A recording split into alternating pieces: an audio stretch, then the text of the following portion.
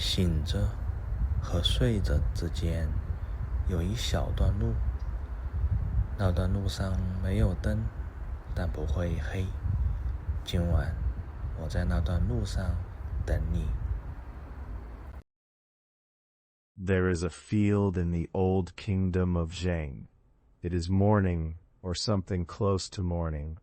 The light still soft, still arriving, the grass holding whatever the night left behind.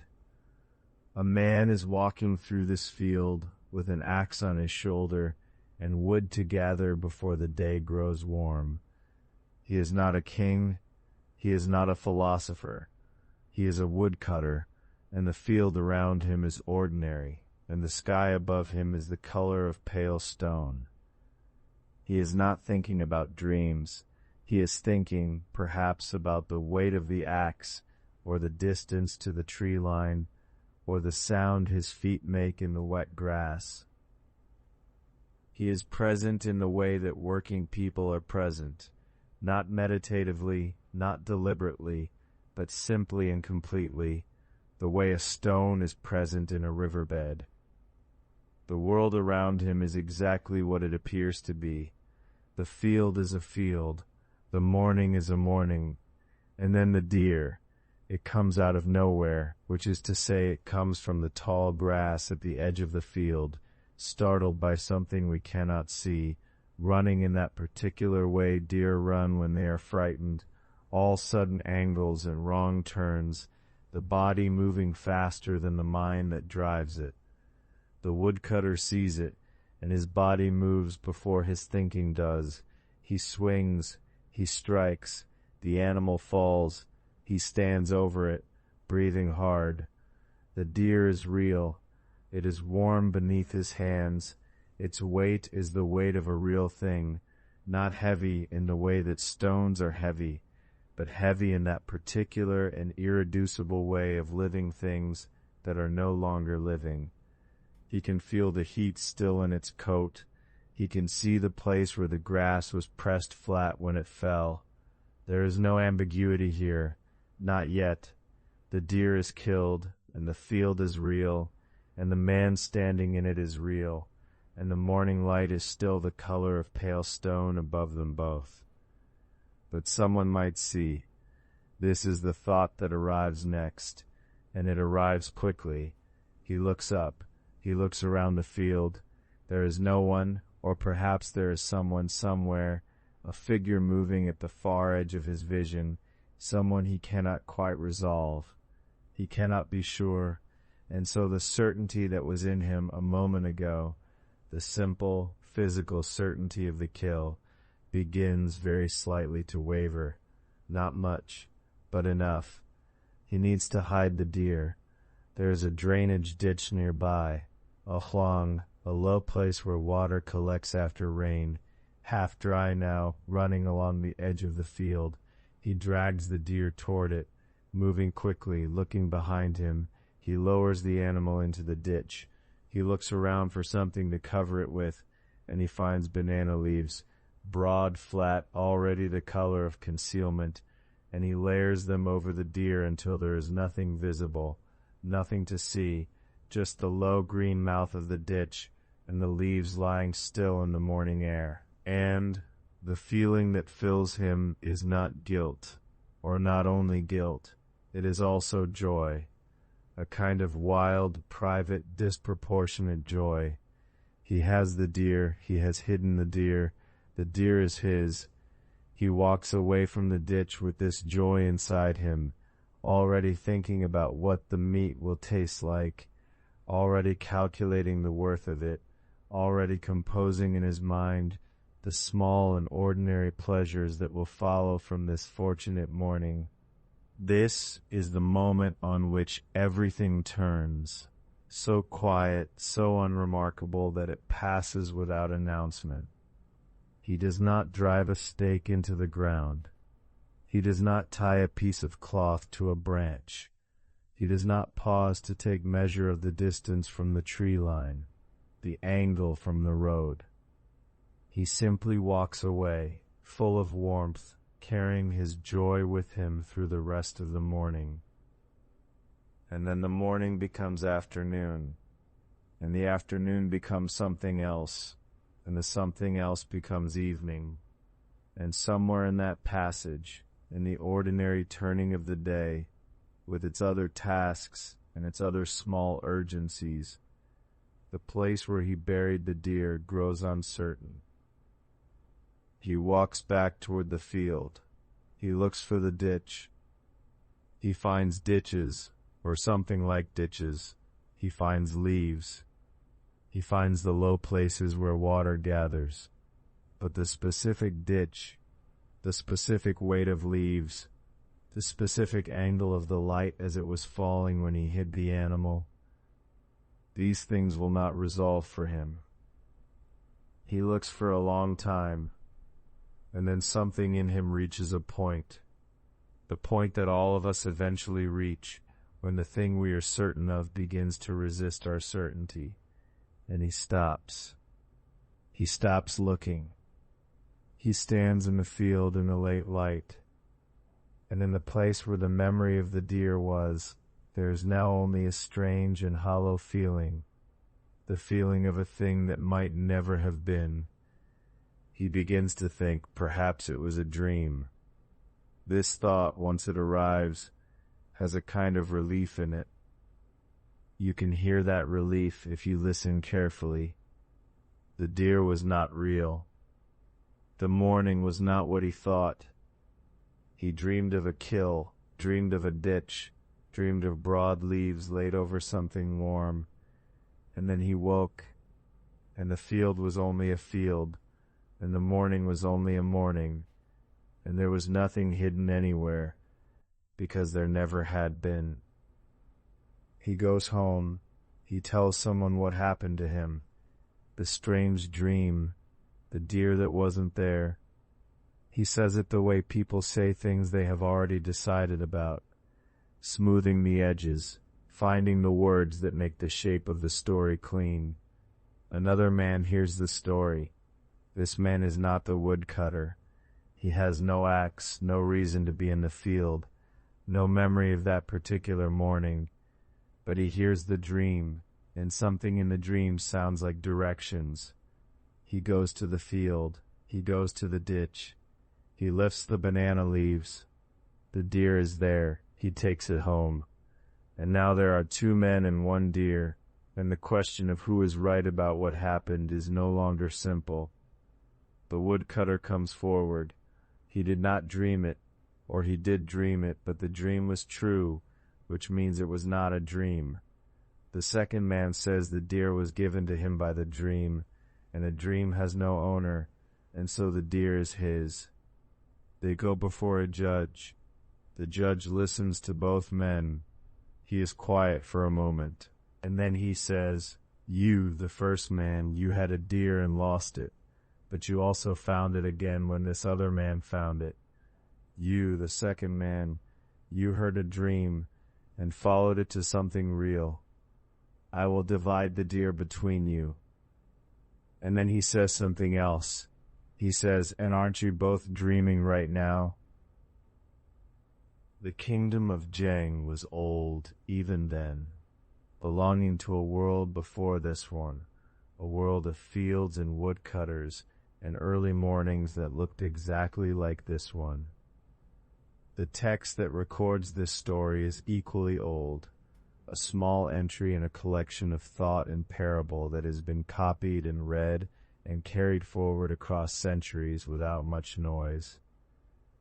The story is not long, but it holds something that takes a long time to unfold, the way a single stone dropped in still water sends its rings out long after the dropping is done. The field is quiet. The deer is somewhere in the ditch, covered in leaves, still warm. The woodcutter is walking away, full of joy, not yet aware that he is already beginning to forget. The deer was alive before it was anything else. That is the fact the story begins with, and it is the fact that everything else depends on.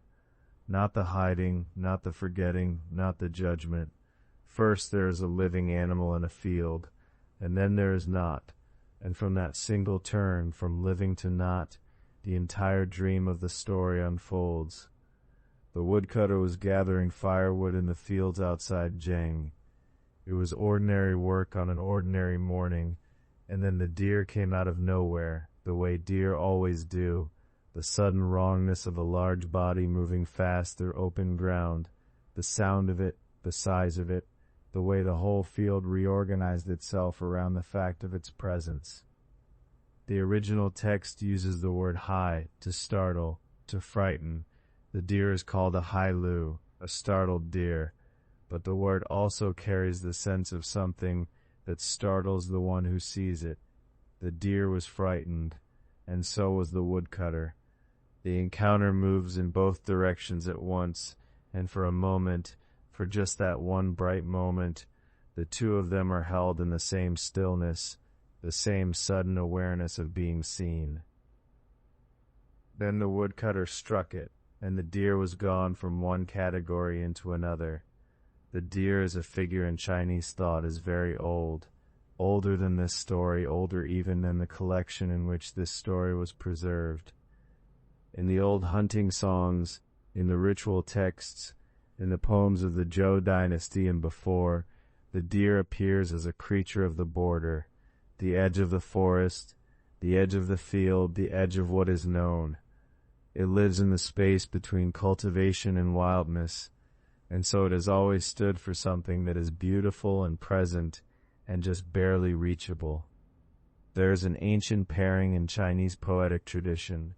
The deer call is longing. In the Shi Jing, the classic of poetry, one of the oldest collected texts, there is a passage in which the sound of deer in a meadow becomes the image of gathering, of welcome, of good things brought together.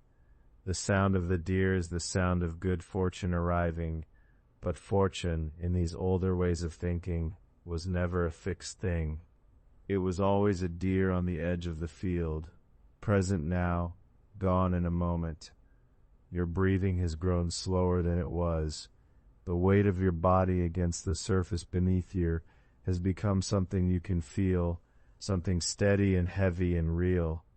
And perhaps you've already begun to let the thoughts of the day drift a little further from the place where you are resting now. The deer in the field outside Jiang was real. The text is careful about this. The woodcutter killed it. Bija, bija, a clean and final phrase that leaves no ambiguity. The animal was alive, then it was dead. The woodcutter felt the weight of it in his hands. He would have felt the warmth of it, the physical density of something that had been running just moments before and was now completely still. This is what it means to hold something real. Not simply to see it from a distance, not to hear it through the trees, but to have it in your hands, to feel the weight and the warmth and the stillness of it, and then to carry it stumbling toward the drainage ditch at the field's edge, looking behind you as you go. The deer in Chinese myth and philosophy is almost never only a deer. It carries something extra, a brightness, a quality of the unexpected, a sense of good fortune that has suddenly materialized out of the world's ordinary fabric. In the old stories, deer appear near sacred mountains. They appear in dreams before important events. White deer especially are markers of something, a propitious moment, a crossing point, a time when the ordinary world and some deeper layer of it come briefly into contact. The woodcutter's deer is not described as white. It is simply a deer, a hai-lu, a startled deer, a deer that ran across the wrong field at the wrong time. And yet the story treats its capture as a moment of extraordinary luck. The woodcutter is described as overwhelmed with joy, bu sheng qi xi, unable to contain his happiness. He held the deer and could not believe his fortune. This is the first dream of the story, though the text doesn't name it that. The rush of feeling that comes with unexpected good fortune, the sense that reality has reached into your ordinary morning and given you something extraordinary. This is a kind of dreaming. The world looks different from inside it. Everything is heightened. The field is brighter. The morning is yours in a way it wasn't 10 minutes ago. And then fear arrives, the fear of being seen, the fear of losing what you've just been given. And the woodcutter begins to hide the deer, and the dream begins its slow change of shape. Think of the last time something came to you suddenly and completely, not a planned thing, not a thing you worked toward, but something that simply appeared in the middle of an ordinary day and made that day entirely different. The moment of arrival, the particular brightness of that moment, the way it felt absolutely real, more real than the regular texture of ordinary hours. That feeling of absolute reality, of this is happening, this is here, I am holding it, is also the beginning of its transformation, because anything that feels that extraordinary is already in some small way beginning to become memory. Already beginning to become something that will later be called the time when.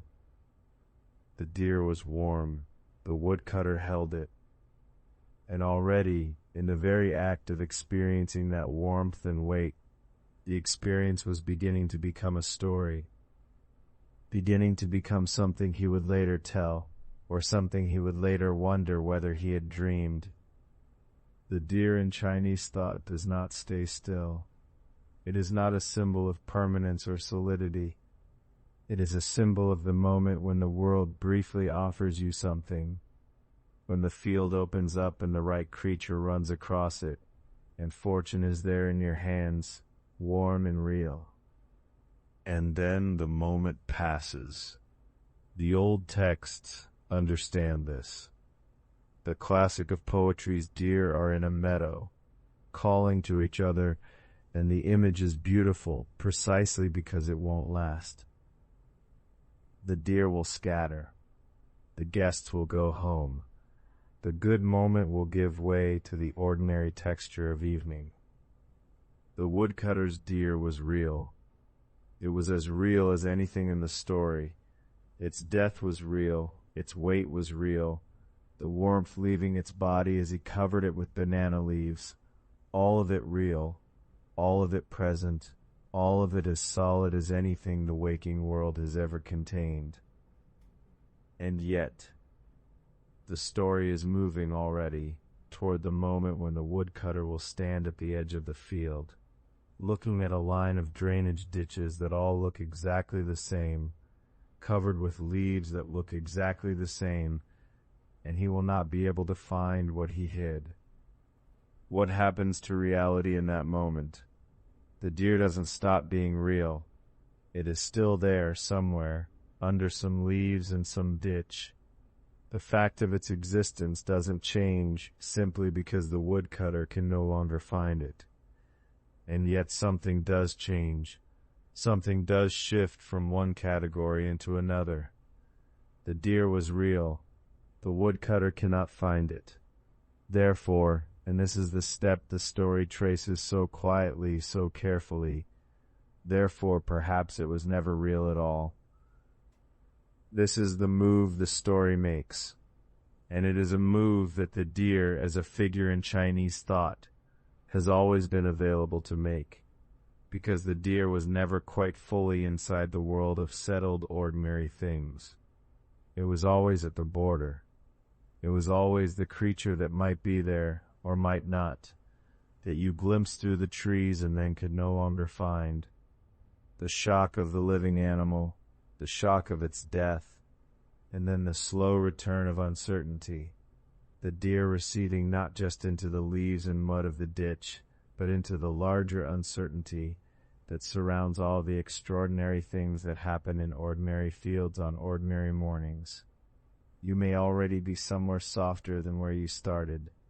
The words may be reaching you from a little further away now, arriving more slowly, settling like something that doesn't need to be caught or held. The deer is still warm somewhere, under the banana leaves. The woodcutter is walking away, full of joy, not yet knowing that the joy is about to change its shape. And the field is going on being a field, the grass bent where the deer ran through it, the marks of the morning still there in the soft ground, the whole ordinary world already beginning to absorb the extraordinary thing that just happened in it, taking it in, smoothing over it, the way still water smooths over the place where a stone went down. The deer was never only a deer. It was the moment of sudden good fortune, sudden beauty, sudden contact with the world's bright and unexpected abundance. It was the thing that runs across the field of your life, just fast enough to make you sure it was real, and just fast enough that by the time you turn back to find it, you are no longer quite certain of anything. The text calls it a startled deer. The deer was frightened. The woodcutter was startled, and in that shared moment of startlement, the animal and the human, both stopped, both wide-eyed, both trembling at the edge of the ordinary morning. The story finds its beginning. Everything that follows is simply what happens after the deer has been held and set down and covered and walked away from. The field is quiet now. The morning light that was there in the text, the early light of a working morning in the fields outside Jeng, has moved. The sun has gone a little further across the sky, as it always does, as it was doing all through the tilling and the hiding and the first flush of joy. The deer is somewhere in the ditch, and the woodcutter is somewhere in the field. And somewhere between the ditch and the man, the real and the dreamed are beginning very slowly to exchange places. He ran. That is what the text records, underneath its careful language.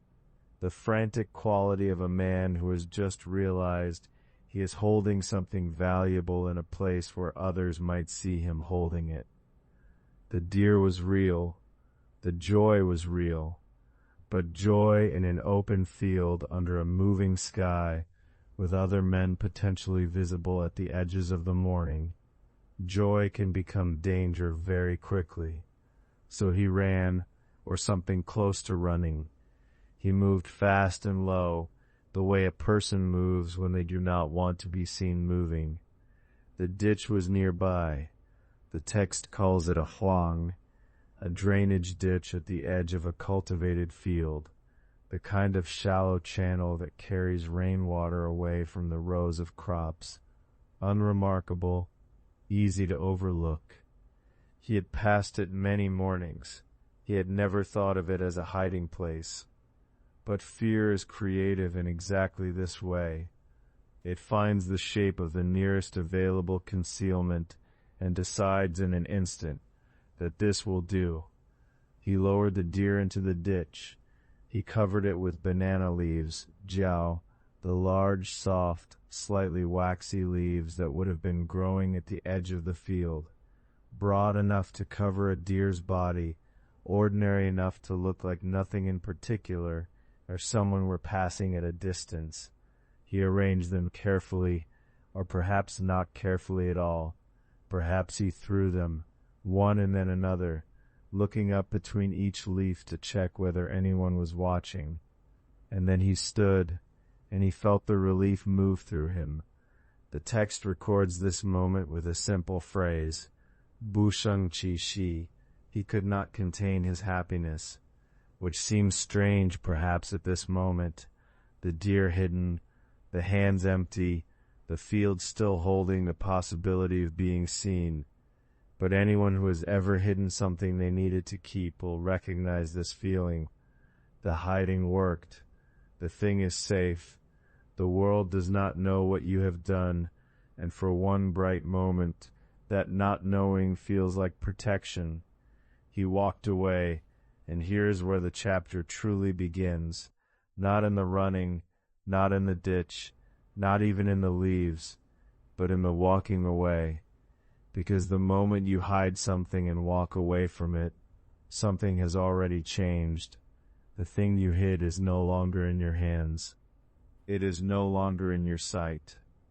It exists now at two places simultaneously, in the real world in a ditch under leaves, and in your mind as a memory of a thing in a ditch under leaves. And those two places are not the same place. This is not a philosophical observation that requires a particular education to understand. Everyone has felt it. You lock a door and walk away from it, and 10 minutes later you are no longer certain whether you locked it. The door is locked, objectively, physically locked, but your certainty of the locking has already begun to soften. The experience of locking the door is already becoming a thought about the experience, and thoughts, unlike doors, do not stay fixed. The woodcutter carried his deer in exactly this way, not in his arms, but in his mind, a few steps behind him on the path. Think of what it is to walk away from something hidden. The body moves forward. The legs carry you in one direction toward the rest of your day, toward the work that still needs doing. But some part of attention keeps turning back. Not fully, not obviously, just a small persistent thread of awareness that remains near the ditch, near the leaves, as if watching over what you could not afford to carry with you. That thread of awareness is the first stage of the forgetting, because the mind cannot hold two places at once for very long. Eventually the body's direction wins. The field around the woodcutter was wide. It was ordinary. It was full of the sounds and smells of a normal working morning. The smell of turned earth, the distant sounds of other laborers, the movement of air through the grasses at the field's edge. And as he walked further, the ditch fell behind him, not in distance only, but in the quality of its reality. This is what fear does to memory. It compresses the experience, folds it tight and tucks it away, tells you, that is handled, move on. Fear is very practical in the short term. The woodcutter's fear, his terror of being seen with the deer, of having it taken from him, of whatever social consequence awaited a man of his station who appeared to be claiming something he had no clear right to, that fear had done exactly what fear is designed to do. It had gotten him through the immediate crisis. The deer was hidden. He was walking.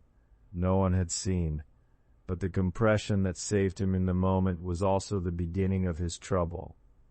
When we handle something in fear, we do not store it the same way we store things handled in calm. The memory of a thing done in panic is different in texture from the memory of a thing done slowly. It sits differently in the mind, smaller somehow, or further away, as if the fear itself created the distance it needed in order to survive. And the ditch was behind him now, and the leaves were behind him, and the deer was, in every meaningful sense, already beginning its transformation from real to remembered. Your body rests in the dark, heavy and soft, and you may find, without trying to find it, that there is something in this image you already know. How many things have you set down today and walked away from, not in a ditch, not under leaves, but in the ordinary way of a mind that moves through time? A thought that mattered at noon, loosened and gone by evening. A feeling that was sharp and present in the morning, and by nightfall has no clear shape. The brain handles so much each day that much of it must be folded and put away, in exactly the way the woodcutter folded and put away his deer, quickly, without full ceremony, with the body already moving on. The hiding is not only his, it is something that the living mind does continuously, all day, without being asked. The woodcutter is walking. The deer is in the ditch. And the ditch and the leaves are becoming gradually something softer than a fact. There is a quality to the thing that has been hidden which is different from the thing that was never found.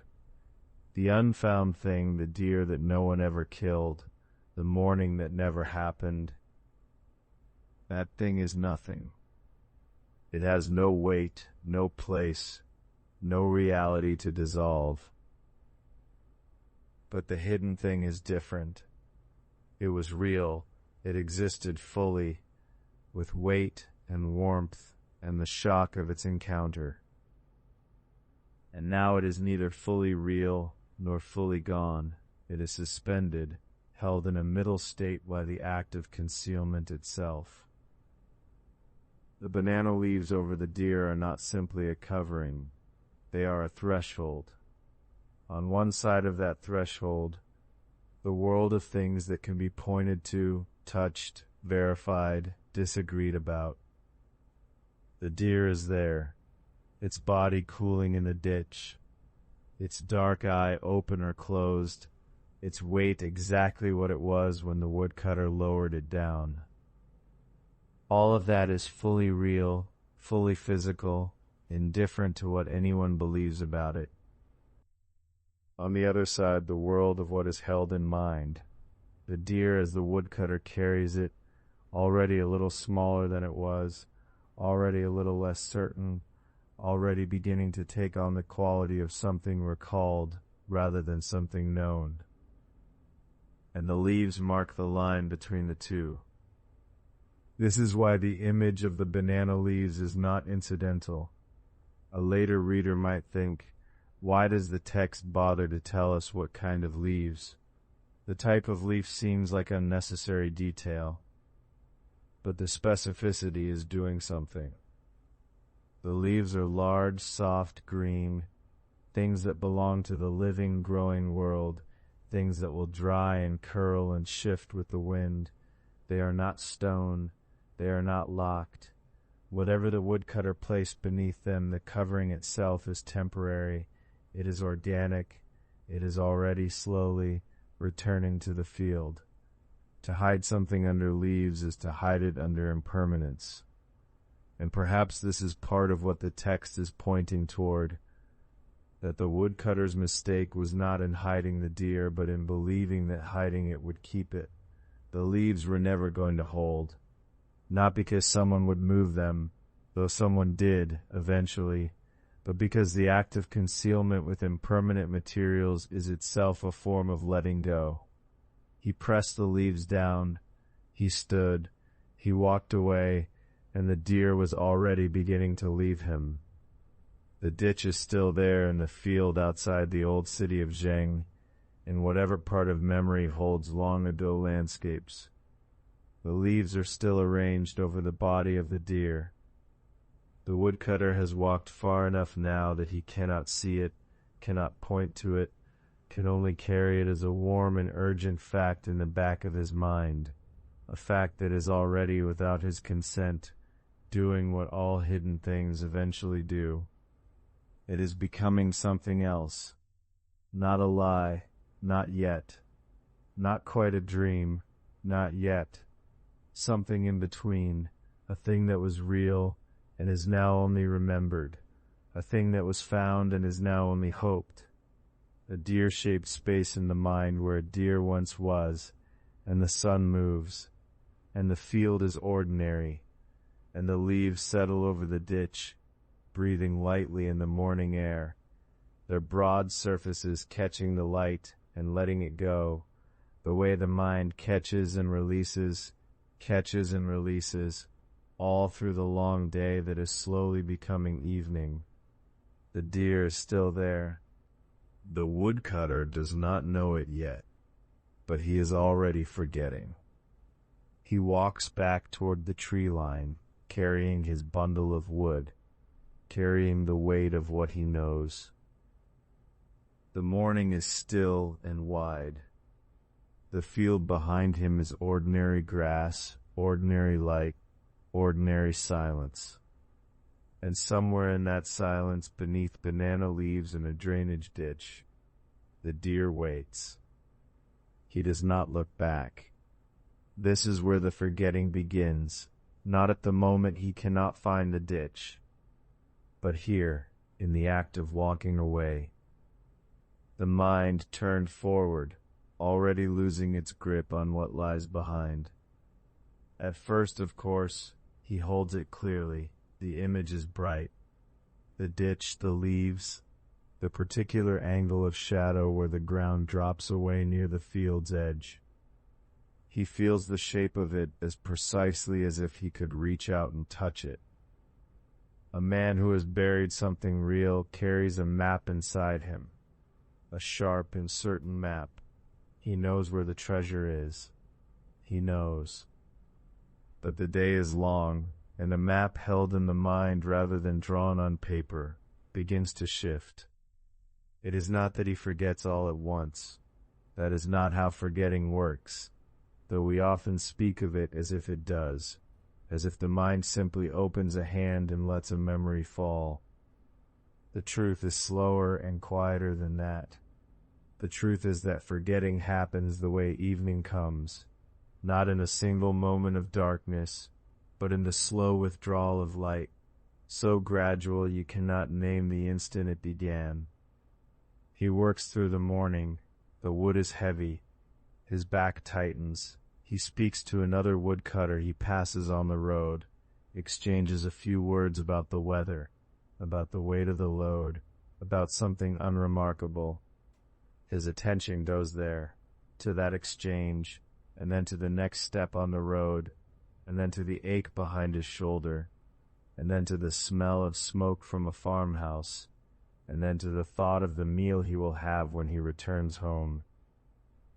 The deer is still in his mind, but it has moved.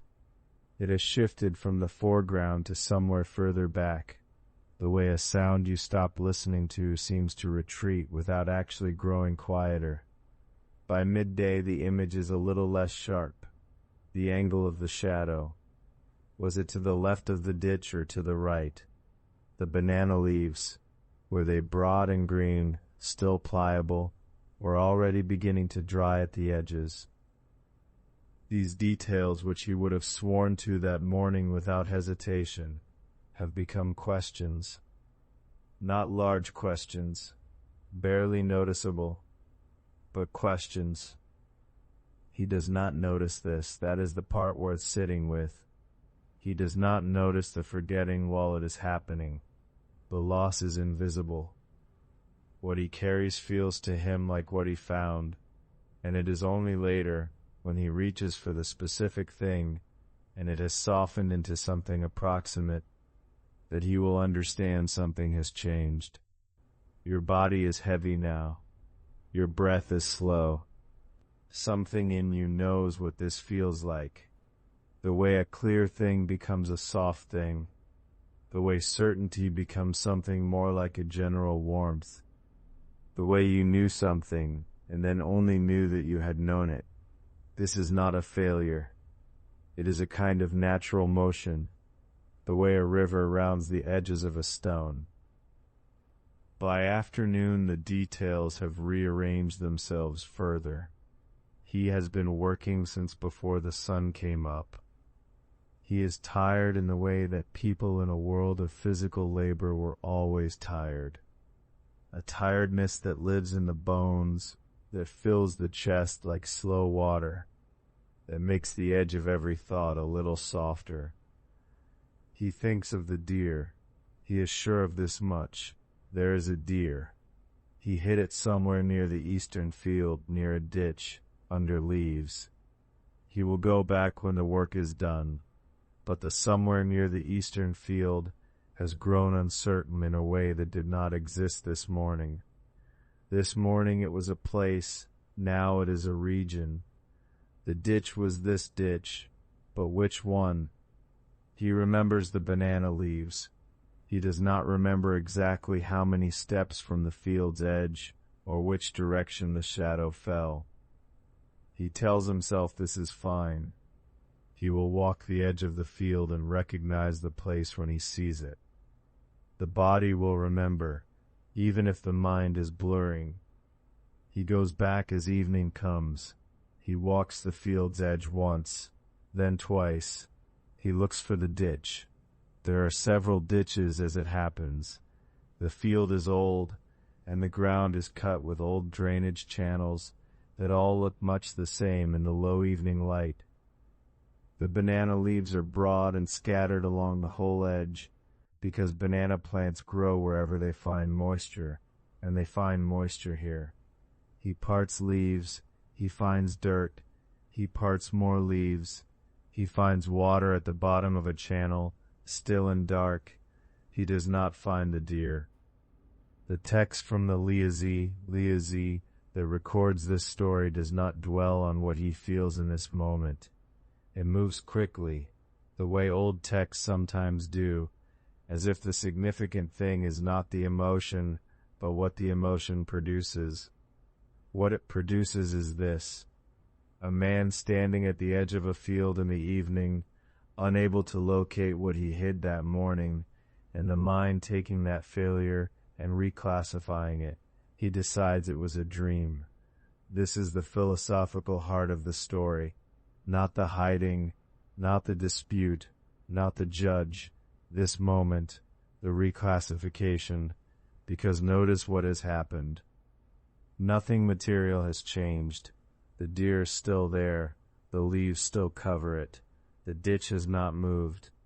The reality of what he did that morning is exactly as real as it was when he did it.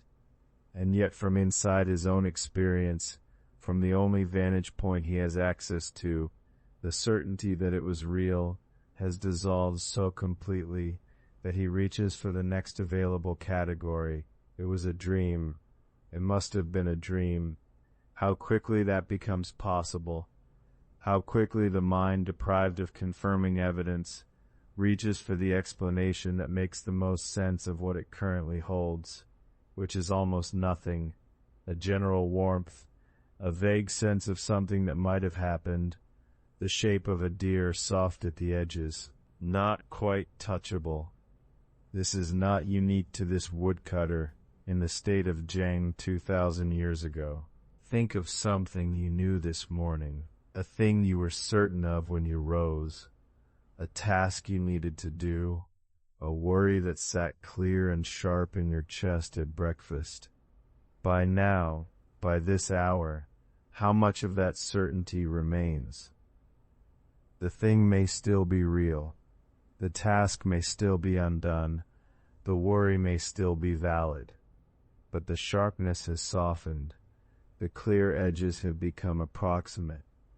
And if someone woke you in the night and asked you to locate it precisely, to describe it with the confidence of morning, could you?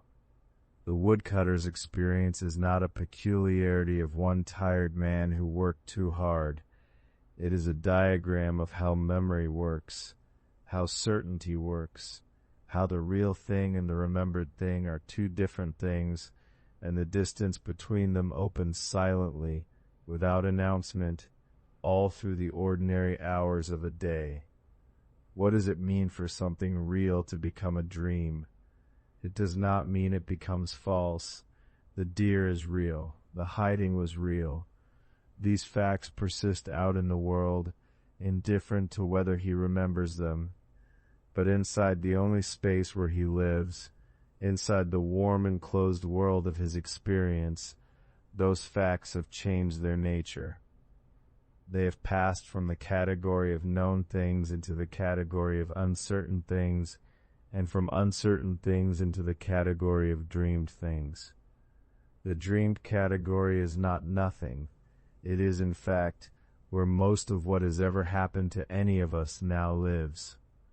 The vast majority of our experience, the meals, the walks, the conversations, the moments of fear and rest and satisfaction, has passed into that dim country where we can no longer say with confidence whether a thing happened on a Tuesday or a Wednesday, in summer or in autumn, before a certain year or after it. We call that country the past. We could just as easily call it the dream. The banana leaves settle over the ditch in the evening. They do not know they are hiding anything. They are simply being leaves, broad, still, slightly moving in the small wind that comes after the sun drops. The deer beneath them is perfectly real. The ditch is perfectly real. Everything is exactly where it is. It is only inside one man's mind that everything has become a dream. And that man, walking home in the evening light with his bundle of wood and his new certainty that he only dreamed of a deer, that man is not wrong exactly. He is doing what minds do. He is doing what all minds do, all the time and every waking hour. He is taking the evidence available to him and making the best account he can of what is real and what is not. The account just happens to be wrong, or does it? There is a way of reading the judge's later words, the words that will come when the story is disputed and two men stand before a man of authority, each claiming a deer. That makes the woodcutter's reclassification not a mistake, but a premonition. He called it a dream. The judge will say, "You're all dreaming." Perhaps the woodcutter arrived at the truth through error. Perhaps the mind, reaching for the wrong explanation, found something right. But that is for later. For now, it is only evening. The field is quiet. The light is the soft amber of a day that has gone on long enough and is now gently concluding.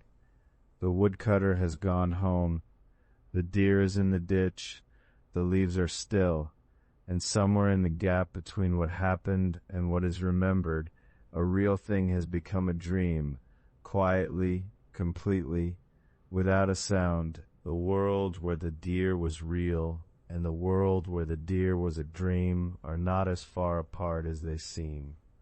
They may in fact be the same world, seen from slightly different distances, at slightly different hours of the same long day. Somewhere in that same quiet evening, another man is walking home. He takes a different road than the woodcutter. He has had a different day, smaller work, less effort, the ordinary tiredness of a life lived close to the ground. He is not thinking about deer. He is thinking about the evening meal, or perhaps nothing at all, only the rhythm of his feet on the packed earth path, only the cooling of the air against his face. And then he hears the story. It may have come from a neighbor leaning over a fence, or a woman drawing water at a well, or a man sitting in the late light outside his door with nothing left to do but talk. The details of how the telling passed from one mouth to another are lost. The text does not record them. What the text records is only that the story arrived. The woodcutter's story, the deer, the ditch, the banana leaves, the forgetting, the dream. It passed through the ordinary air of that ordinary evening like a stone dropped into still water. And this second man heard it, and something in him became very still. He believed it. Not the dream part, the other part, the deer part, the ditch part, the leaves. There's something worth pausing on here, something quiet and a little strange. The woodcutter had decided that his own experience was not real. He had looked at what he knew, the animal in his hands, the ditch he chose, the leaves he gathered and placed, and he had reclassified it. He had moved it from the drawer marked real into the drawer marked dreamed, and when he told the story, he told it as a dream. He offered it to the world as a dream. He did not say, "I hit a deer and cannot find it." He said, "I dreamed that I hit a deer." He gave the story the wrong label, the wrong category, the wrong frame. And the second man received it, turned it over in his hands, looked at it from a different angle, and saw through the frame to what was underneath. He did not know this man. He had no reason to trust the accuracy of the woodcutter's memory more than the woodcutter himself did. and yet something in the story carried the texture of real things. The specific ditch, the specific leaves, the direction of the road. A dream in the telling tends to lose its geography. It becomes vague where geography is concerned, soft at the edges, uncertain about which way the path ran. But this story had a location. This story had a ditch in a particular field in Zheng, the state of Zheng with its particular roads and its particular landscape. And the second man knew that field, or a field near it, or the kind of field that sits at the edge of a town where woodcutters walk in the early morning. He followed the dream like a map. There is something almost beautiful about this. The woodcutter's forgetting created a map by accident. In the act of telling the story as a dream, he described the terrain. He gave the coordinates without meaning to. The ditch was here. The leaves were placed just so. The direction from the road was such and such. And the second man listening was not attending to the label of dream or waking. He was attending to the directions. He went to the field. He found the ditch. He lifted the banana leaves, and there was the deer. Feel for a moment the weight of your body where it rests now. The soft pressure of the surface beneath you. The easy fall of your limbs. There is no effort required. Everything can be still. The breath moves in and the breath moves out, and for this moment nothing needs to be found or hidden or explained. The deer was real. It had been real the whole time. The woodcutter's doubt had not touched it. His forgetting had not dissolved it. His reclassification of experience from waking into dreaming had done nothing to the animal lying in the ditch beneath the leaves. The world had not reorganized itself to match his conclusion. The deer lay where it had been placed, exactly as heavy as a deer, exactly as present, waiting with the perfect patience of a thing that does not know it has become a philosophical problem. And here is where the strangeness deepens. The second man found the deer by believing in a dream. He took a story labeled as a dream and treated it as he would treat a reliable report, a set of directions, a true account. He extended to the dream the same kind of trust we usually reserve for waking testimony. He did not say, "This is only a dream. I cannot follow it." He said, or perhaps he simply did, without saying anything, "This is information. Wherever it came from, it contained something true." And he was right. So we have this, a man who experienced something real and concluded it was a dream, and a man who received a dream and concluded it was something real. The first man moved from waking toward dreaming. The second man moved from dreaming toward waking, and both of them arrived at the deer. The text of the Liezi, the collection in which this story lives, is interested in exactly this kind of symmetry. The philosophers of that tradition, working in the centuries before the Common Era, were not primarily interested in whether things exist. They were interested in the relationship between the knower and the known, in the way experience passes through a mind before it becomes something we call real or unreal, true or false. They notice that the machinery by which we decide what is real is the same machinery we use for everything else, for desire, for fear, for hope, and that this machinery is not neutral. It is wet with us. It is shaped by what we have wanted and what we have lost, and what we were afraid of on the particular afternoon when a particular thing happened. The woodcutter was afraid someone would see him. That fear is not a minor detail. The text gives it to us in very few words. He was afraid of being seen, and then moves on. But fear does something to the mind. Fear creates urgency, and urgency contracts the field of awareness. When we are afraid, we become very focused on the immediate problem. Hide this, do not be seen, get away quickly, and in that contraction, other things go. The wider context falls away. The landmarks dissolve. The path from here to the ditch to home blurs under the pressure of the need to move fast and not look back. The second man had no fear. He heard the story in the cool of the evening, from a safe distance, with nothing at stake. He was not hiding anything. He was not protecting anything.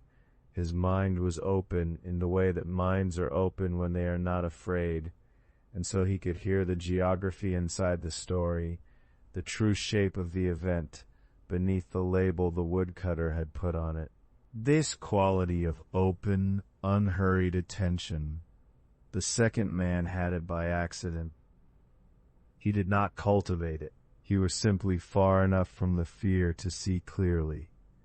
There's something in this worth sitting with. The idea that clarity is not primarily a matter of intelligence or effort, but of distance, of not being the one who is afraid, of receiving the story rather than living inside it. You are receiving this story now from a long distance, many centuries of distance. The woodcutter's field, the ditch, the leaves, they are very far from where you are lying now, from the easy darkness behind your eyes, from the slow rhythm of your breathing. Nothing is required of you. There is no ditch to find, no deer to claim, no judge to face in the morning. The story passes through you the way all distant things do, gently without weight, the way the sound of rain, heard from indoors, has all the beauty of rain without any of its wetness.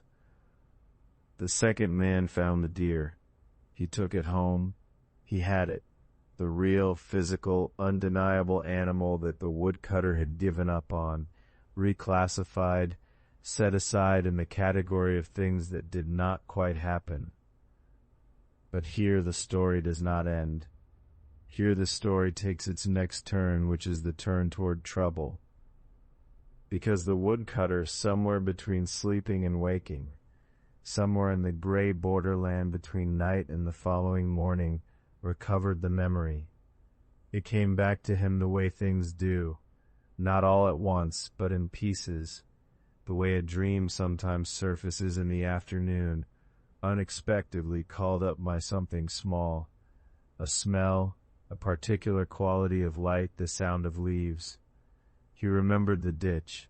He remembered what he had done, and he went back to the field and found the deer gone. He did not yet know about the second man. He did not know that someone had followed his dream like a map. He only knew that the deer was gone, and that the deer had been real, and that he had been wrong to call it a dream. He had been wrong, and in being wrong he had lost the thing. This is a different kind of forgetting than the one we have been sitting with. This is the forgetting that returns, the memory that comes back, but too late, the real thing that was reclassified, abandoned, and then recovered in the mind just after it has been lost in the world. The woodcutter had the deer, then he forgot he had it, then someone else had it, then he remembered, and the only move left was to go looking for it in the hands of someone else.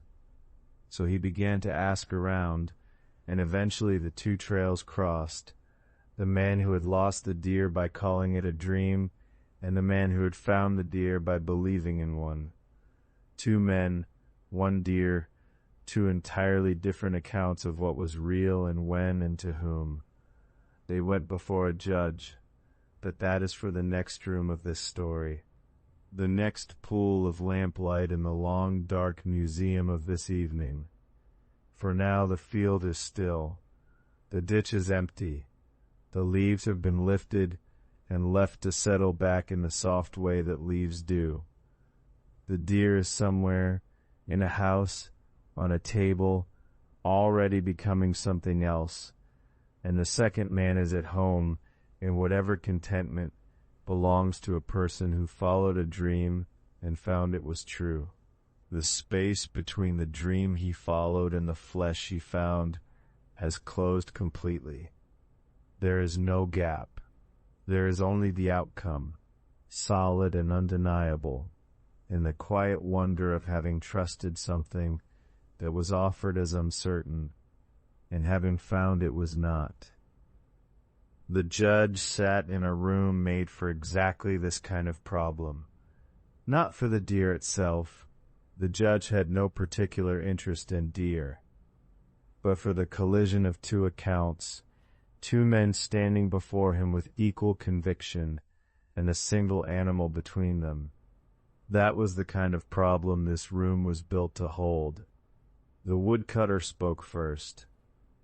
He had killed the deer. He had hidden it. He admitted this, forgotten it. He had believed for a time that the whole thing had been a dream. But now that the deer was here, now that it was real and present and the other man had it, the woodcutter remembered everything. The field, the ditch, the banana leaves piled over the still body. He remembered it all again, as if the deer's existence in the room had reached back through time and restored the certainty that its absence had dissolved. The second man spoke next. He had found the deer by following the woodcutter's own words. The woodcutter had called it a dream.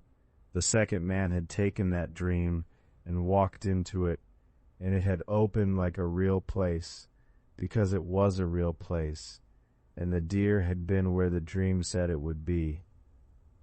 So who had the stronger claim? The man who lost a real thing and called it a dream, or the man who followed a dream and found it was real? You can feel the weight of that room, even now, even here. The two accounts were not simply in conflict. They were in a deeper kind of disagreement. A disagreement not about facts but about categories. One man said, "This is something I forgot." The other said, "This is something I found." The deer was the same deer. The ditch was the same ditch. The banana leaves had been the same leaves. And yet each man's version of events created a completely different world, and both worlds contained the same animal. The judge listened to both of them. This is what the text records about what happened next. Not a dramatic verdict, not a thundering declaration, but something quieter and stranger. The judge ordered the deer divided between them, half to the woodcutter, half to the second man, and then, as if the dividing of the deer had clarified something that had been obscured by its wholeness, the judge said something that no legal ruling has any obligation to say. He asked, or rather he observed, that they were both dreaming. Sit with that for a moment. The judge had the authority to resolve the dispute in ordinary terms. He could have said, "The woodcutter killed it, so it is his." He could have said, "The second man found it." He could have applied any number of reasonable principles and sent them both home. But he chose instead to dissolve the question underneath the dispute. He did not say who was right. He said the category of rightness that both men were appealing to, the category of the definitively real, the inarguably mine, was itself the dream. This is a philosophical act, wearing the clothing of a legal ruling, and it is gentle. This is what is easy to miss when you first hear it. The judge's statement sounds like a rebuke. You are both dreaming, you foolish men. But that is not quite what it is. It is more like a hand placed softly on two shoulders at once, a gesture that says, you are both trying to claim a certainty that does not exist here, and I am releasing you from the need to claim it. There is no winner because the thing you are fighting over cannot be owned in the way you mean to own it. The deer was real. That is not in question. The deer was killed in a real field by a real woodcutter with a real tool. It bled. It was heavy. The woodcutter's hands were tired from carrying it and from pressing the banana leaves down over its still form. The second man's hands were real when they lifted those leaves. The flesh he carried home was real. The meal it became was real. None of this is in doubt. What the judge dissolved was not the reality of the deer, but the reality of ownership. The idea that either man's account of the deer was the true account. The account that the deer itself, if deer could speak, would have confirmed. The deer had no account. The deer was simply what each man's story happened to be about. Notice for a moment the feeling in your own hands, the weight of whatever you've been holding today, the things you carried and set down, the things you reached for and found or didn't find. Notice how your breath moves slowly, without effort, without any story attached to it. The room where the judge sat was, in a way, a room inside the story rather than outside it. The judge was not a neutral observer. He was also inside the dream of legal process, the dream of resolution, the dream that disputes have correct answers if the right authority applies the right principles. And instead of pretending otherwise, he acknowledged it. He said in effect, "I am dreaming too. We are all in this together. Let the deer be split because the deer is what you both need right now. And the question you actually asked me, who is right about what is real, I cannot answer because I am made of the same dream as you are." There is something in that admission that feels like relief, not the relief of winning, not the relief of certainty, the relief of being released from the obligation to be certain, the relief of having the judge himself, the person whose whole function is to determine what is real and binding, look up from his considerations and say quietly, "Even here, even in this room built for clarity, the boundary between dreaming and waking is not where you thought it was." The woodcutter walked away with half a deer. He had killed a whole one. He had hidden it, lost it, grieved it as a dream, recovered it briefly in memory when the second man produced it, and now he walked away with half. In practical terms, he had lost something real. And yet the judge's words may have given him something the whole deer never could have. The permission to stop insisting on what was real. The permission to let the story be what it was. A field, a deer, a ditch, a forgetting, a finding, a division, without any single version of it being the true one. The second man walked away with the other half. He had followed a dream and found flesh. That is as much as anyone can ever really claim to have done. The judge seemed to be saying, "You followed something you couldn't verify into territory you couldn't confirm, and it opened. That's the whole of it. That's enough." The text from which this story comes, a text called the Liezi, assembled over centuries, passed through many hands, the edges of its authorship soft and uncertain, records this ruling without commentary. There is no narrator stepping in to say what we should make of the judge. There is no moral affixed to the end, like a label on a jar. The story simply stops. The deer is divided. The judge speaks his quiet, radical observation, and the text moves on. That restraint is itself a kind of wisdom. Because the moment you add a conclusion, the moment you say this proves that all experience is illusory, or this proves that nothing can be trusted, or this proves anything at all, you have done the opposite of what the judge did. You have reimposed a single account. You have put the deer back together and claimed it. The judge refused to do that. The text refuses to do that. And so we are left holding both halves, standing in the space where the deer was whole and the question was still open. This room, the room of the judge, is a room without walls on one side. It faces outward into something that is not quite darkness and not quite light. The same quality of space that exists behind your closed eyes right now. That slow and dimensionless field where things are not clearly here or clearly gone, where the events of the day have already begun their softening, where what you did and what you only half remember doing lie side by side, with no obvious boundary between them. The judge knew that field. He had been there himself, in whatever small hours belonged to judges, lying awake in the time between one thought and the next, watching certainties loosen, watching the firm edges of the day turn soft and strange. He knew what it was to hold something real and feel it become uncertain, and so his ruling was not a resolution. It was an invitation.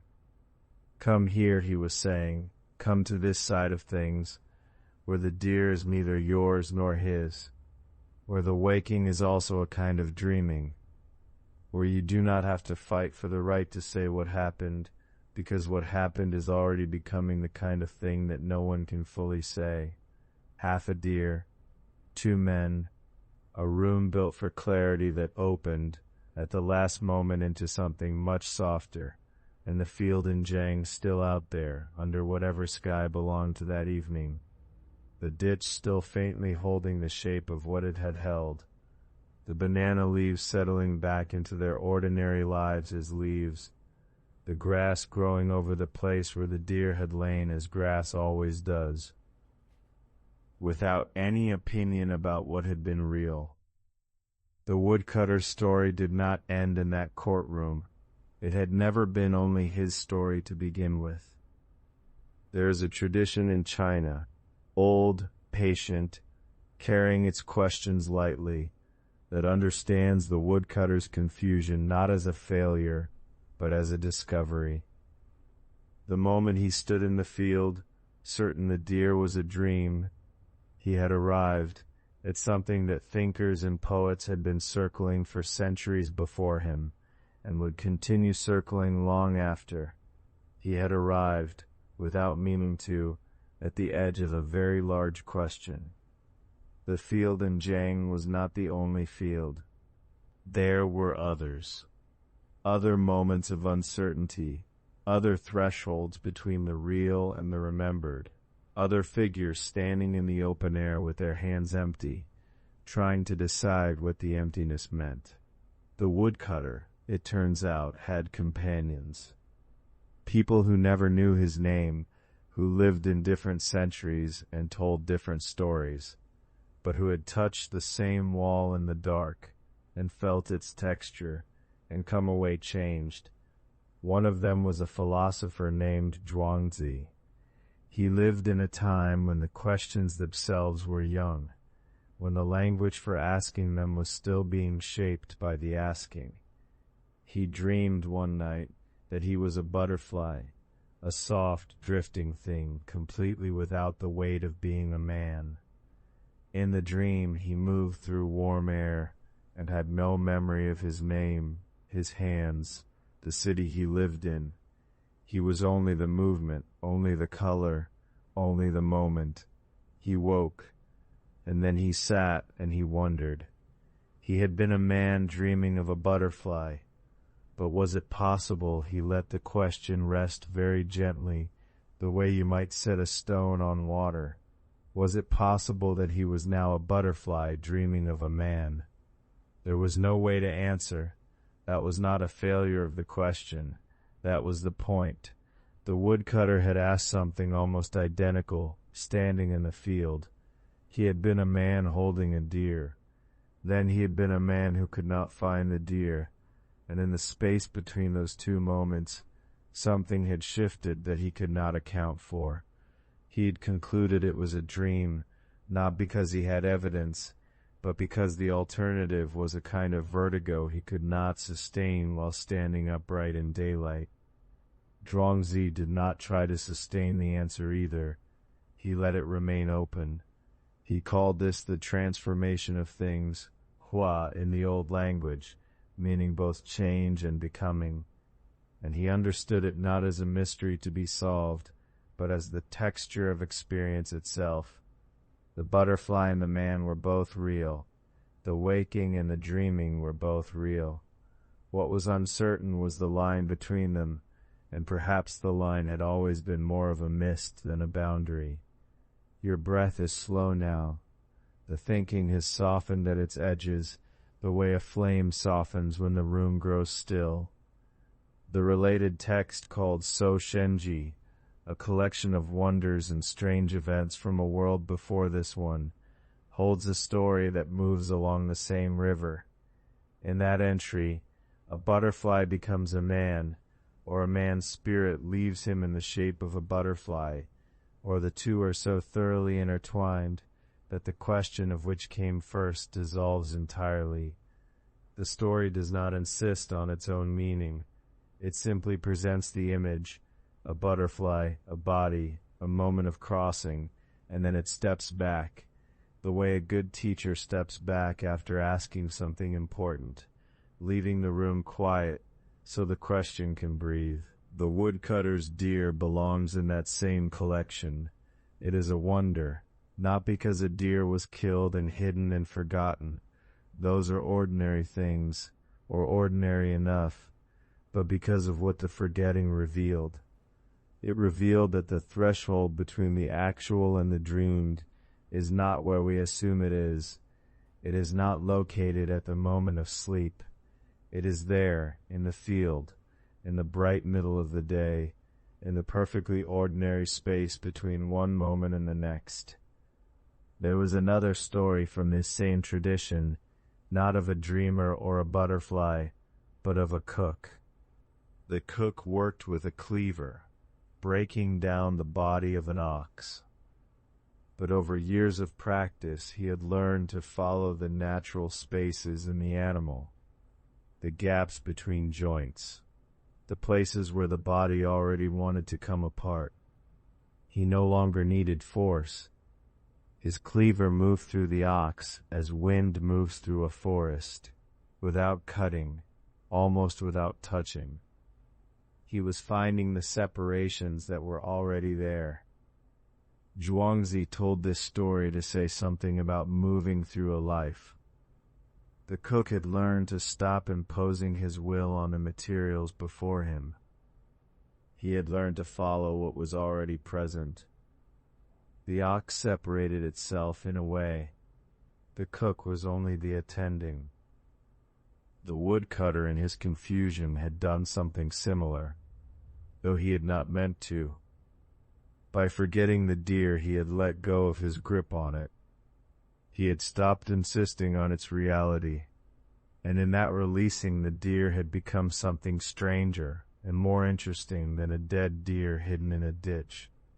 It had become a question, a door, a thing that a second man could follow like directions and find at the end of a dream.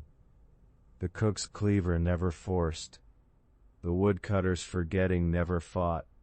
Even the judge's ruling, "Past the deer you are all dreaming," moved with the grain of things rather than against it. There is a heaviness behind your eyes now, a kind of warmth that has no source, just weight and warmth and the dark field of your own closed eyelids. The Liezi, the text that holds the woodcutter's story, is itself a kind of collection of these moments. Moments when the ordinary world opens sideways and reveals the stranger world that was always underneath it. Liezi himself, the sage for whom the text is named, was said to have spent years learning to ride the wind, not to control it, not to direct it, to ride it, to move with what was already moving, to let the wind's knowledge of its own path become his knowledge, to be carried. There is something deeply restful in that image. A man born by wind, surrendering direction, not as a defeat, but as the highest form of understanding. He had learned, the text implies, that his own will was less reliable than he had thought, that the world moved along paths that did not need his correction, that the best thing he could do very often was to stop deciding and allow himself to be carried. The woodcutter tried to decide. He decided it was a dream, and in a way he was right, though not in the way he meant. The second man tried to decide. He decided to follow the dream and find the flesh, and in a way he was right too, though the deer he brought home was not quite the deer the story had promised him. The judge decided to stop deciding, and he was the wisest of them all. And Zhuangzi in his dream stopped being a man, stopped insisting on the fact of his own name and weight in history, and became something light and drifting and warm. This is not a small tradition.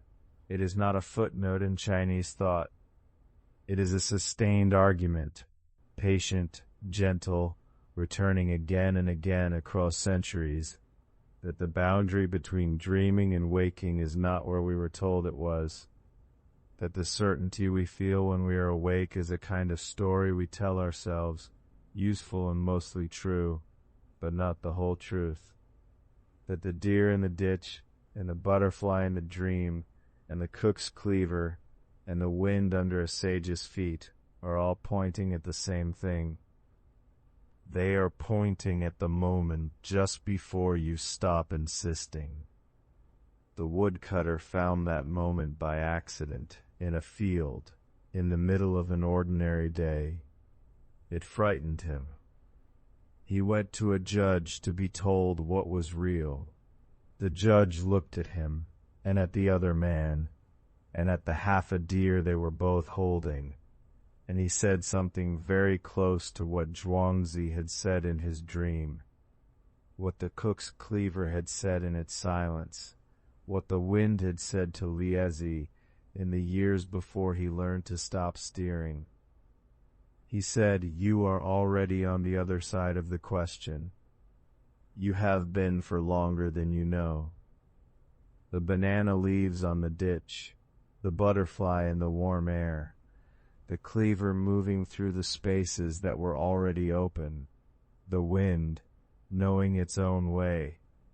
They are all the same gesture, a releasing, a following, a moment of understanding so complete that it looks, from the outside, like simply letting go. You don't have to hold anything right now. The thinking can slow. Whatever the day pressed into sharp edges can soften here, in the same way the deer softened, from a thing to a question, from a question to a dream, from a dream to half a dream, from half a dream to the quiet field where the grass grows back without any opinion about what had been real.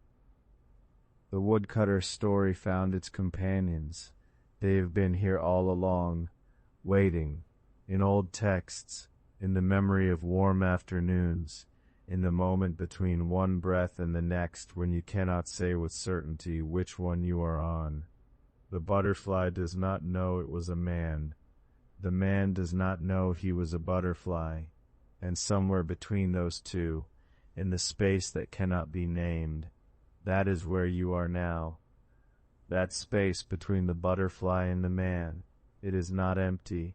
It is where the day lives, all of it, every hour, from the first light to this darkness, and it is worth staying with for a moment, the way you might stay with a room you are about to leave for the last time, not out of sadness, but because you want to see it clearly before you go.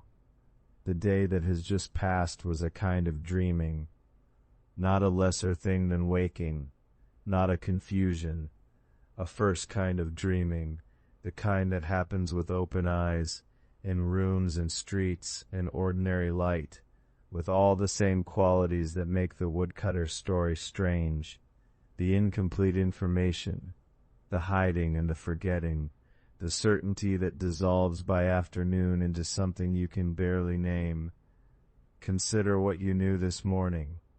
When you woke, there were things that felt certain, a plan, a sense of what the day would hold.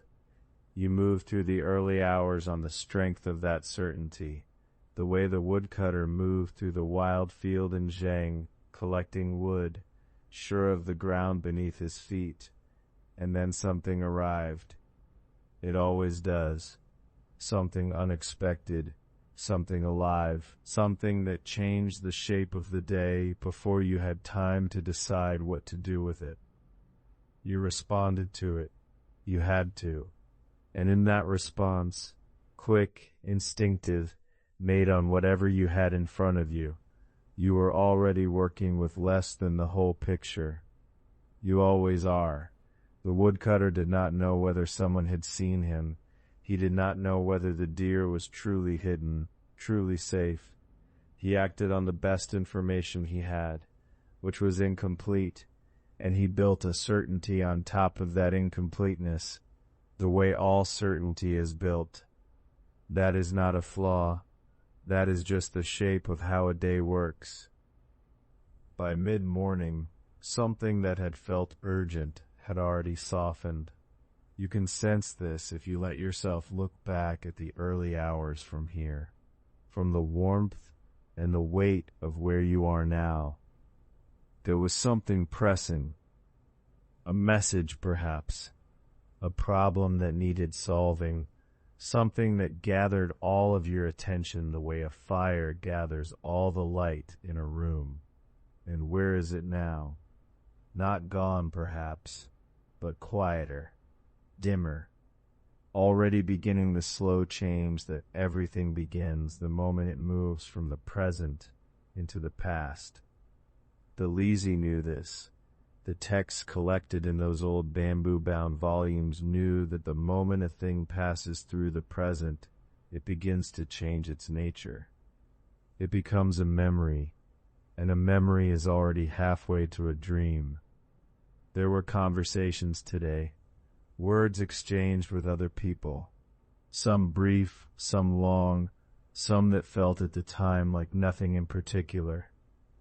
And if you were to recall them now, in this dim and softening hour, you would find that you remember the shape of them more than the content, a tone of voice, the quality of the light in a particular room, the sense of whether someone was warm or distant, present or somewhere else. The exact words are already drifting. This is not failure. The woodcutter did not fail when he forgot where he had hidden the deer. He had simply passed a threshold, the point at which the real had traveled so far from the present that it began to take on the qualities of the dreamed. You have passed that threshold too, many times today. The thing that mattered at noon is already softer at midnight. The sharpness is going out of it, the way sharpness always goes. Your body knows this. Notice even now how it has already begun to release the day. The shoulders are lower than they were. The jaw, which may have been held tightly through some hour you can no longer name, has found its resting place. The hands, which reached and carried and opened and closed all day long, have stopped. They were working in a dream. Now they are still in a different one. Think of a decision you made today. Any decision, large or small. You made it based on what you could see, what you had been told, what you believed to be true about the situation in front of you. But the situation had more to it than what you could see. It always does.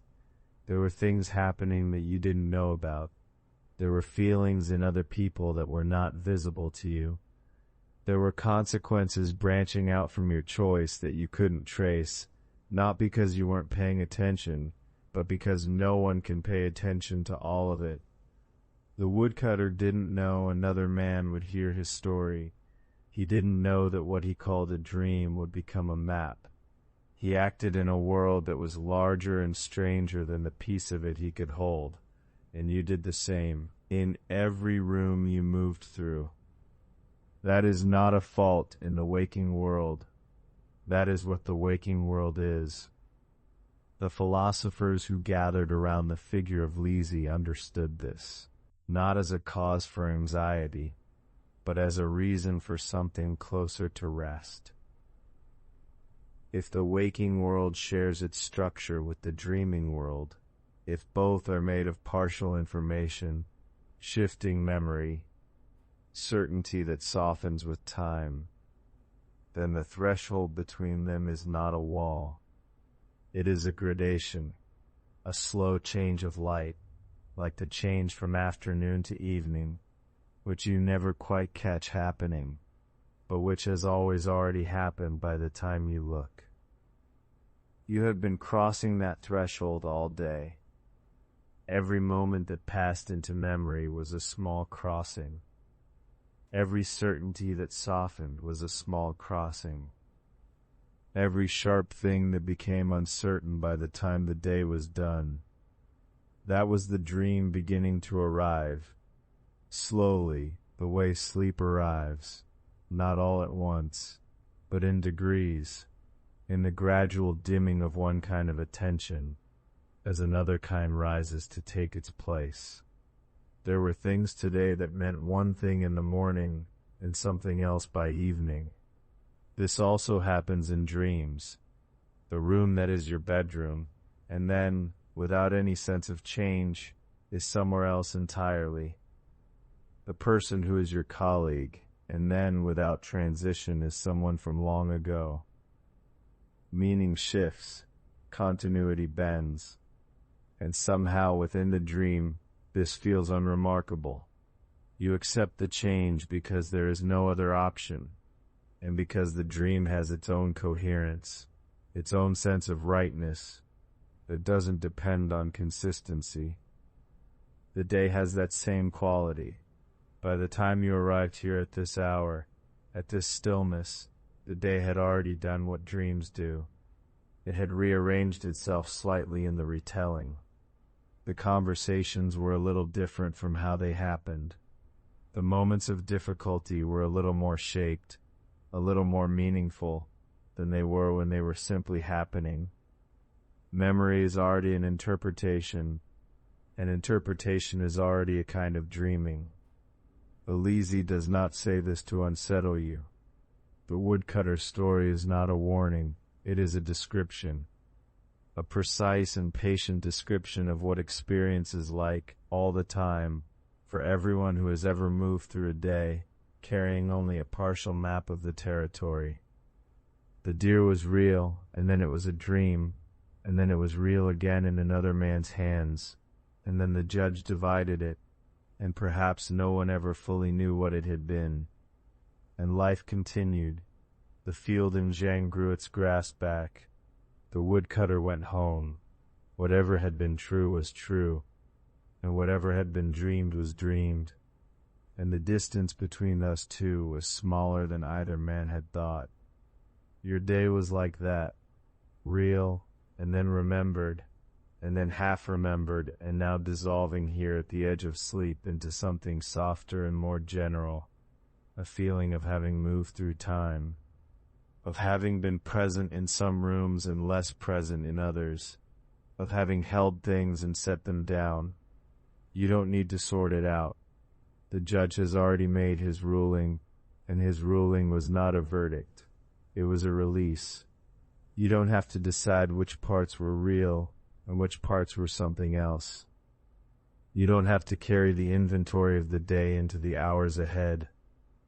It closed the way all days close, not with a conclusion, but with a dimming. The light changed. The body began to slow. The sharp edges of the hours softened into the general warmth of having lived through them, whatever they were, however they turned out to be. And now the second kind of dreaming begins to arrive. It has been on its way for a while. You may have felt it earlier in the evening, that slight loosening, that moment when a thought dissolved before it finished, when the weight of the body became something you were aware of, rather than something you were pushing against. That was it, arriving, quietly the way the other man arrived at the ditch in the field, following a map he didn't quite understand, towards something he wasn't sure was real, and finding it there anyway. The deer is in the ditch. The field is quiet. The banana leaves are still. And somewhere in the space between the first dreaming and the second, the woodcutter has set down his axe. He is not looking for anything. He has forgotten what he was looking for, and this time the forgetting is a gift, the ordinary, unremarkable gift of a mind that has done its work and is ready now to rest. The woodcutter is still there, somewhere in the field, not searching, not hiding anything, simply standing at the edge of what happened, in the long yellow grass of a place called Zheng, in a country that existed before this one, in a time that is not quite finished. And you are still here too, breathing slowly, the weight of your body settling a little further into what is beneath you. The darkness behind your closed eyes, not empty, not quite, but soft, permeable, the kind of dark that has depth to it, the way a still pond has depth even when you cannot see the bottom. This is where the facets meet, not by force, not because an argument has been won, but because, held long enough, the distinctions between them have become less important than the quality they share, a quality like the light just before dawn, when nothing has a hard edge, when the field and the sky are almost the same color, when you cannot quite say where one thing ends and another begins. The deer was real, and then it was hidden, and then it was forgotten, and then it was a dream, and then it was real again, found by a stranger in a ditch full of banana leaves, and then it was disputed, and then it was halved, and then the judge said, "Aren't you both dreaming?" And then the deer disappeared into the question, and the question dissolved into something quieter still. All of that happened, and all of it is the same thing, seen from different places in the same field. The woodcutter who killed the deer, the woodcutter who hid it, the woodcutter who forgot. These are not three separate people. They are one man, moving through one continuous day, and each moment of that day changed what the previous moments meant. The killing made the hiding necessary. The hiding made the forgetting possible. The forgetting made the dream real, and the dream, treated as real by a stranger, became the path back to the animal he'd left in the dark. One thing flowing into the next, no clean break between any of them. The second man is still walking through that same field. He heard the story from the woodcutter, a dream, he was told. Just a dream, and he followed it anyway, because something in the telling had the weight of a real direction. He didn't know what he was following. He only knew the general shape of where to look, the ditch, the leaves, the deer beneath. He found it, and in finding it he did something remarkable without knowing he had done it. He proved that the boundary between a dream and a map is not fixed, that a story told as a dream can still carry the coordinates of something real, that the mind, even as it surrenders what it holds, leaves traces, and those traces can be read. The judge understood this in his way. He didn't say, "One of you is right and the other is wrong." He didn't say the deer is real, therefore the dream is false. He sat with the two men and their deer and their competing certainties, and he looked at the whole shape of what had happened, and he said something that sounded like a legal ruling, but was underneath, a philosophical observation so quiet it almost passed for nothing. You are both dreaming. Split the deer. And in that splitting, half to the man who found and lost, half to the man who found and kept. The question was not answered. It was dissolved, released, allowed to stop pressing quite so hard against the question of what is real and what is not. Your breathing is slow now. The spaces between one breath and the next are a little longer than they were. Your hands are still. Something in your chest has softened. The slight holding that you carry through most of your waking hours. The low, continuous effort of being a person in a world full of real things that must be managed. That effort is fading. It has been fading for a while now. You may not have noticed when it began. Zhuangzi noticed. He woke from a dream of being a butterfly and held the question gently. Was he a man who had dreamed of a butterfly, or a butterfly now dreaming of a man? He didn't need an answer. The question itself was the point, that the seam between one kind of experience and another is not as solid as we move through our days, assuming it is. The cook moved through the whole ox without cutting it. His knife never touched the bone. He worked entirely within the spaces that were already there, following the natural structure of the thing. And the result looked like mastery, but he would have said it was simply attention, simply moving with what is, rather than against it. The woodcutter, in the end, did something similar, not by skill, by accident, by the very human experience of holding something real and losing it, and watching it become something else, and then releasing his grip on the distinction entirely. He declared it a dream, not because it was necessarily, but because the alternative, insisting on the reality of something he could no longer locate, was more painful than letting it go. And in the letting go, something settled. The same settling that happens when a thought you are following loses its thread and simply disperses. The same settling that has been happening in you, gradually, through all the hours of this night. The day receding, its urgencies growing smaller, its sharp edges rounding in the dark, until they are simply shapes, and then outlines, and then nothing in particular. You have been moving through a dream all day. Not a lesser thing than waking. Not a confusion or an error. A dream in the older sense. A continuous experience, vivid and full of meaning, held together by the feeling that it is happening, that it is real, that you are the one it is happening to. The woodcutter felt this. So did the second man walking through the field with his borrowed map.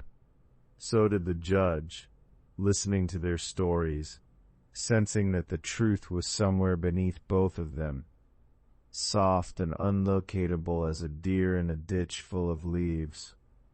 And now you are here, at the place where the two kinds of dreaming meet, the waking kind which has been going on all day, and the sleeping kind which is arriving now, slowly, the way the second man arrived at the ditch, following something he couldn't quite name, towards something he wasn't certain was there, and finding it anyway.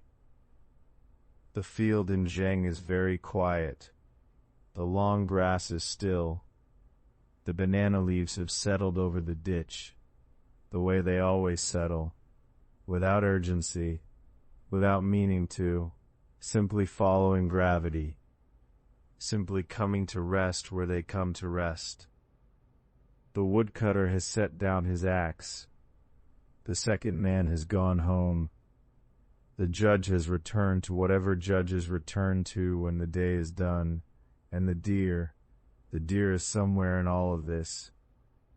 Not lost exactly, not found exactly, present in the story the way all of it is present, as something that happened that mattered, that moved through the hands of several people and was transformed by each of them, and is now resting at the bottom of a question that no longer needs an answer, real and dreamed, found and lost, known and forgotten.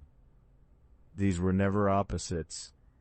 They were always the same motion, seen from different points in the field, at different times of day by people who were themselves moving through their own continuous experience, their own unbroken dream. The distinctions are very soft now.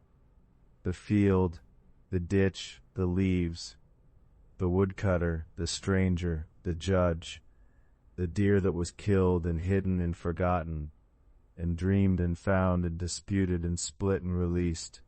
You, here, breathing slowly in the dark. All of it one continuous thing. All of it held in the same quiet. The banana leaves do not know they are covers. The ditch does not know it held something. The field does not know it was the site of a story that would be told across centuries, returned to by mind after mind, in search of something they could not quite name, and you do not need to name it either. It is enough to be here, to be breathing, to be in the slow place where the day's dreaming has brought you, at the edge of the field, in the long grass, in the dark, where the second kind of dreaming is already beginning, already present, already underway beneath the surface of this last waking moment. The field is very still. The field is very still. It has always been still, in this way. Before the woodcutter came, before the deer ran across the open ground with that sudden startled movement, before any of it, the field was already here, and it was already this quiet. Now there is only the field.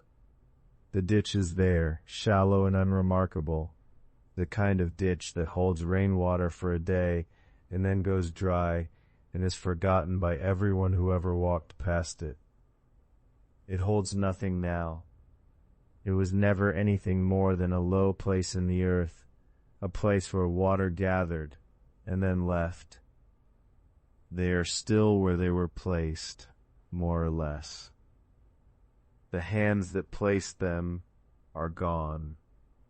The urgency that placed them, that frantic, joyful, frightened urgency, is gone with those hands. What remains are just leaves, broad and dark green, beginning to soften at the edges where the night air has touched them. They are doing what leaves do. They are slowly returning. There is no deer. There was a deer here. A living thing, warm and sudden, with dark eyes and the particular stillness of an animal that has just stopped running. And then it was not living, and then it was hidden, and then it was found and disputed and divided, and the record of it passed into a text that would outlast everyone who ever touched it. And now at this end of things the deer is simply gone. Not lost, not hidden, gone. The way a dream goes when you open your eyes and reach for it. Not taken from you, not hidden somewhere you cannot find. Simply dissolved. The way morning light dissolves what the dark had made vivid. You can feel that dissolving now. The things you were holding an hour ago are already lighter. The shapes of the day, the faces, the tasks, the small urgencies that seem to matter. They are not gone, but they are losing their edges. They are becoming the same soft material as everything else. The field, and the leaves, and the deer that is no longer there, and the thoughts you were thinking a moment ago. All of it, the same texture now. The banana leaves do not move. There is no wind tonight, or if there is, it is too gentle to reach this low place. The leaves rest against each other. Their color is deeper in the dark, not the bright green of midday, but something quieter, something closer to shadow. In the old text, they were described as a covering, something placed with intention over something that needed to be kept. But a covering, once what it covered is gone, is simply a leaf again. That is all. a leaf resting on the ground beside a shallow ditch in a field in Zheng, in a state that may or may not still bear that name, in a world that has been dreaming for a very long time. The woodcutter is not here. He was here once, tired from the day's work, carrying wood, surprised by something alive in the grass. He felt the shock of the encounter. He felt the joy. He felt the fear and then the forgetting, and then the strange peace of believing it had only been a dream. All of that happened in this field. All of that is gone with him. The second man is not here either. He came with a map made of someone else's dream. He found what he was looking for. He held it. He lost half of it. He went home. He is gone. The judge is not here. He said what he said, that the deer was real, that the dreaming was real, that both were the same, that half for each was the only answer anyone could give. He said it, and it was recorded, and the recording survived. And now his words have drifted through this room, through the dark, through the space between waking and not waking, and settled somewhere in you. Somewhere just below the thinking. The field holds none of them now. It holds the ditch. It holds the leaves. It holds the long grass and the night air and whatever small creatures move through it in the dark, unhurried, unaware of the story that was told here. And it holds you, in whatever way a field holds a dreamer, loosely, without requiring anything. One by one, the edges of the image soften. The ditch grows indistinct. The color of the leaves fades into the general dark of the field, and the field fades into the general dark of the night. And the night is not frightening or heavy. It is simply the color of rest. There is nothing left to find here. There was a deer, there was a hiding, there was a forgetting, there was a finding and a dispute and a judgment and a dissolving. You held each of those things one at a time, and then each one became the next, and now they have all become this stillness, this field, this soft dark where even the banana leaves are going. The field is empty. It is the right kind of empty, the kind that has held something and released it, the kind that knows how to be still, and you are already in the other kind of dreaming.